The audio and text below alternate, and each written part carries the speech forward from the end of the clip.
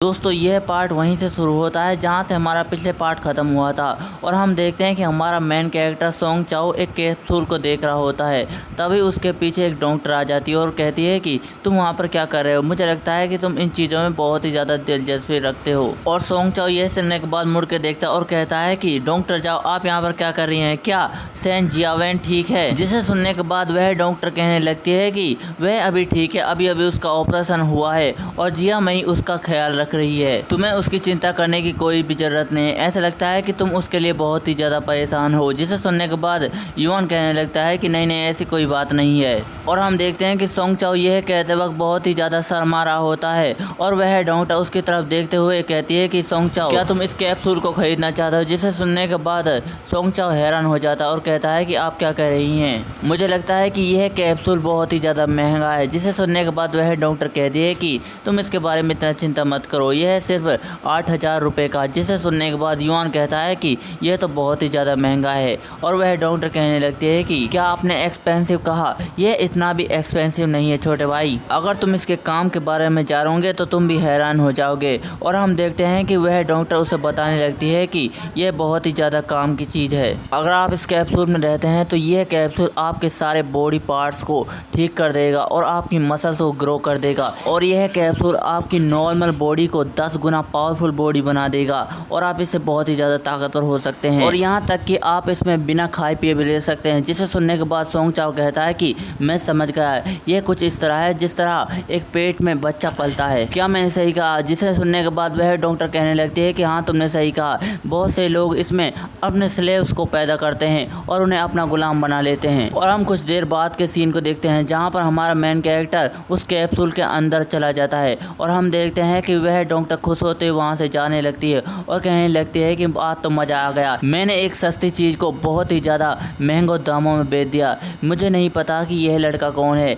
लेकिन मुझे ऐसा लगता है कि इसे हमारी टेक्नोलॉजी के बारे में कुछ भी नहीं पता। यह तो हमारे बहुत ही ज़्यादा काम को बंदा है, इससे तो हम हाई प्राइस में अपनी बहुत सारी चीज़ों को बेच सकते हैं। और हम देखते हैं कि उस डॉक्टर के पीछे एक रोबोट होता है और वह डॉक्टर उस रोबोट से कहती है कि जिया मई अब कैसी है, मुझे उसके बारे में बताओ। जिसे सुनने के बाद वह रोबोट कहता है कि हम उसकी जांच कर रहे हैं, आपको जल्द ही उसके बारे में रिपोर्ट मिल जाएगी। और हम देखते हैं कि वह डॉक्टर जियावेन के कमरे में पहुंच जाती है और वह रोबोट कहने लगता है कि जियावेन ने आपके लिए एक लेटर छोड़ा है। जिसे सुनने के बाद वह डॉक्टर कहती है अच्छा तो ऐसी बात है क्या। और हम देखते हैं कि उसने लेटर में लिखा होता है कि मुझे माफ़ कर देना, मुझे कोई ज़रूरी काम था जिसकी वजह से मुझे यहाँ से जाना पड़ा, अगली बार से मैं अपना ध्यान रखूँगी। जिसे सुनने के बाद वह डॉक्टर कहने लगती है कि मुझे लगता है कि मुझे इसे सबक सिखाना होगा।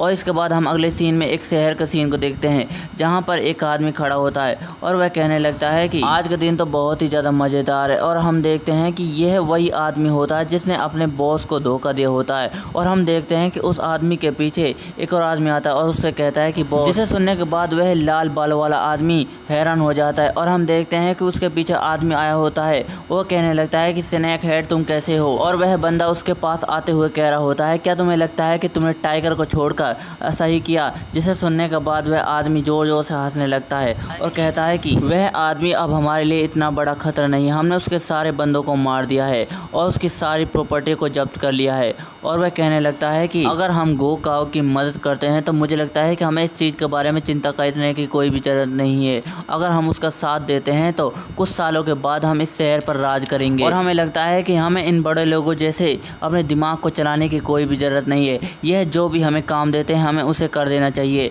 और हम देखते हैं कि उस आदमी के पीछे से आवाज़ आती है क्या तुमने अभी अभी बड़े लोगों कहा, क्या उन बड़े लोगों में हमारा नाम भी शामिल है। और हम देखते हैं कि वहाँ पर कोई आ गया होता है और वह कहने लगता है क्या तुम जैसे लोग इस शहर पर राज करते हो जो आने जाने वाले लोगों को लूटते हैं। और हम देखते हैं कि यह वही लड़की होती है जिसका नाम जियावेन होता है। और हम देखते हैं कि इसे देखने के बाद वह आदमी बहुत ही ज़्यादा हैरान हो जाता है और उससे डरते हुए कहने लगता है कि जियावेन आप यहाँ पर आ गई, आपका स्वागत है, लेकिन मुझे लगा था कि तुम्हें उस लड़ाई में बहुत बुरी चोट लगी है और तुम्हारा ऑपरेशन हुआ। जिसे सुनने के बाद वह लड़की कहने लगती है कि तुम्हें इसके बारे में चिंता करने की कोई भी ज़रूरत नहीं है, मैं अभी मरी नहीं हूँ। और हम देखते हैं कि जियावेन उस आदमी के करीब चली जाती है और उससे हंसते हुए कहती है कि तुमने मुझे बताया नहीं था कि तुम्हें वह कवच को भेजने वाली गोलियां किसने भेजी थी। जिसे सुनने के बाद वह आदमी हंसने लग जाता है और हम देखते हैं कि वह थोड़ा सा डरा हुआ होता है, जिसके बाद वह दोनों हंसने लग जाते हैं और वह आदमी थोड़ा सा सीरियस शुक्रिया होते हुए कहता है कि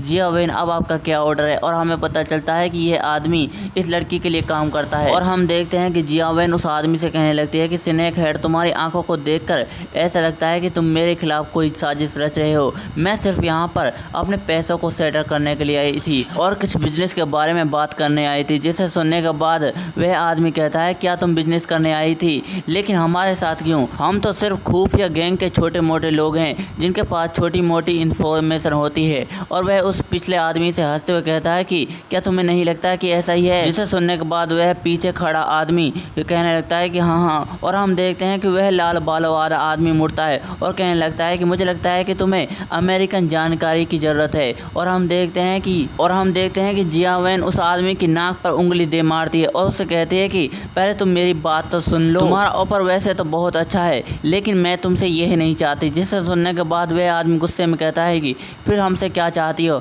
और वह लड़की कहने लगती है कि मैं तुमसे चाहती हूँ कि तुम मेरे साथ काम करो और मुझे बहुत सारी इन्फॉर्मेशन दो और इसके साथ भी मुझे बहुत सारे वेपन्स चाहिए। अगर तुम मेरे साथ काम करते हो तो तुम्हें किसी से भी डरने की ज़रूरत नहीं है और तुम अपने बॉस को हैंडल कर पाओगे और मैं तुम्हें उसका सारा पैसा दे दूंगी। और वह लड़की उस आदमी से कहती है कि कल जो हमारे बीच में लड़ाई हुई थी उसमें बहुत सारी चीज़ें थी और उसमें से मुझे आधा आधा चाहिए। जिसे सुनने के बाद वह आदमी हैरान हो जाता है और वह लड़की उस आदमी से कहने लगती है कि अब यह मत कहना कि तुम्हें ये ऑफ़र पसंद नहीं आया। मैंने इसमें तुम्हें बहुत सारा पैसा दे रही हूँ और तुम्हें तुम्हारी सुरक्षा भी मिलेगी। जिसे सुनने के बाद वह दूसरा आदमी कहता है कि लेकिन यह तो एक छोटा मोटा ग्रुप है, तुम इस ग्रुप के साथ बिजनेस क्यों करना चाहते हो? जिसे सुनने के बाद वह लड़की हंसते हुए कहती है कि तुम्हें इसके बारे में बोलने की कोई भी ज़रूरत नहीं, तुम इससे अपने बॉस से जाकर पूछ सकते हो। और दोस्तों मैं आपको बता दूं कि इस लड़की को बिल्कुल पता नहीं है कि इन लोगों ने अपने बॉस को जेल में बांध कर रखा है। और जिया वेन उन दोनों को एक गोल्डन कलर का कार्ड दिखाते हुए कहने लगती है कि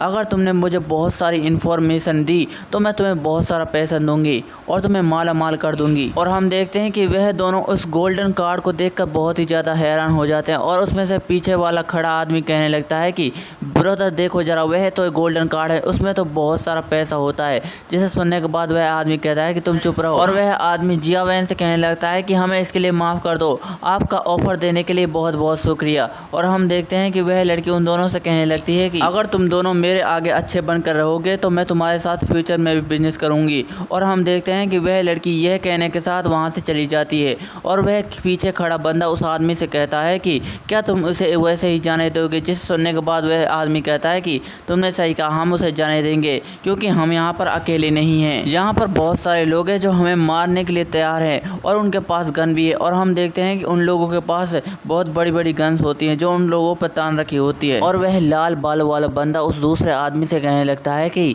यह कोई आसान बंदे नहीं है, इन्हें हल्के में बिल्कुल मत लेना, ये बहुत ही ज़्यादा ताकतवर है। तुम्हें क्या लगता है कि वह लड़की हमारे साथ बिजनेस करने आई होगी? ऐसा बिल्कुल भी नहीं है, वह लड़की हमें ब्लैकमेल करने आई है। और हम देखते हैं कि वहाँ पर जिया वेन की छोटी बहन जिया मई भी होती है और हम देखते हैं कि उसे छींक आई होती है और वह कहने लगती है कि मुझे लगता है कि मुझे सर्दी हो गई है, मुझे घर पर रुकना चाहिए था। और हम देखते हैं कि उसके हाथ में बहुत बड़ी गन होती है जो उसने उन्हीं लोगों पर टांग रखी होती है। और दोस्तों इसी के साथ हमारा यह मानवा भी एंड हो जाता है।